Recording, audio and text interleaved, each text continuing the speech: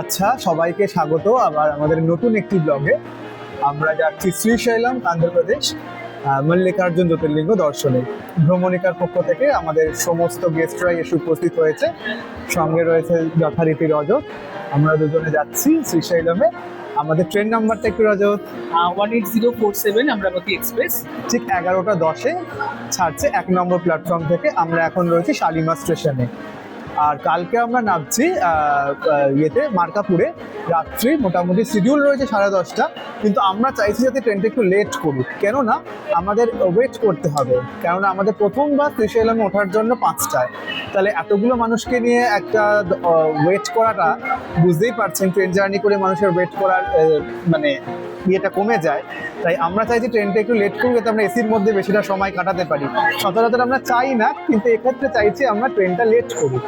দিয়ে আমরা একটা ব্যাপার আছে, কারণ নির্দিষ্ট সময় ছাড়া না, মানে পাহাড়ের নিচে গাড়িগুলোকে দাঁড় করিয়ে রাখে, এবং সেটা তারপর যে জঙ্গলটা খুলবে তার জন্য একটু টাইম লাগে। সেই টাইমের মধ্যে আবার তারপর ওপরে উঠতে দেয় গাড়িগুলো। অতএব সেইটা একটা আমাদের কিন্তু ভীষণ খুব ব্যাপার যে আমরা রাত্রিটা কাটাতে হবে সবাইকে নিয়ে। সেটা দেখছি আমরা আস্তে আস্তে। আমরা সবটাই জানাবো আপনাদের, আমাদের ট্রেন জার্নিটাও দেখাবো। সবটা আপনারা সাথে থাকুন, আশা করি খুব ভালো লাগবে।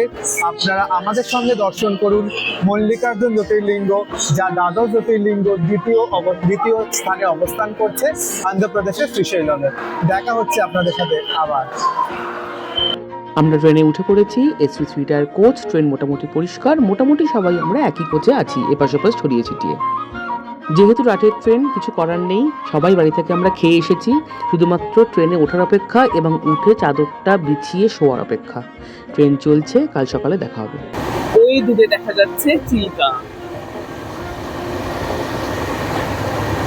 যখন যাচ্ছিলাম সাউথ ইন্ডিয়াতে, চেন্নাইতে, তখন থেকে এরকমই একটা দৃশ্য আমরা দেখেছিলাম। আজকে আবার দেখতে পাচ্ছি। আমি একটু দরজার সামনে বেরিয়ে এসেছি, আর বাকিরা সবাই জানলা দিয়ে মুখ বাড়িয়ে দেখছে। অপূর্ব লাগছে। এখনো পর্যন্ত ওয়েদার ঠান্ডা আছে, বৃষ্টি হয়েছে মনে হয় এই দিকটায়। এভাবেই সারাদিন আড্ডা, গল্প, আনন্দ, খাওয়া দাওয়াতে চললো ট্রেন জার্নি। রাত্রিবেলা মোটামুটি টাইম হলো 10:30টায় মার্কাপুরের। হয়তো একটু লেট করবে, এবং আমরা চাইছি, আগেই বলেছি, একটু লেট হোক। এবার সেটা কতটা লেট করবে সেটা একটা ব্যাপার, এবং ওখানে কোথায় থাকবো সবই ডিটেলসে জানাবো। সঙ্গে থাকুন।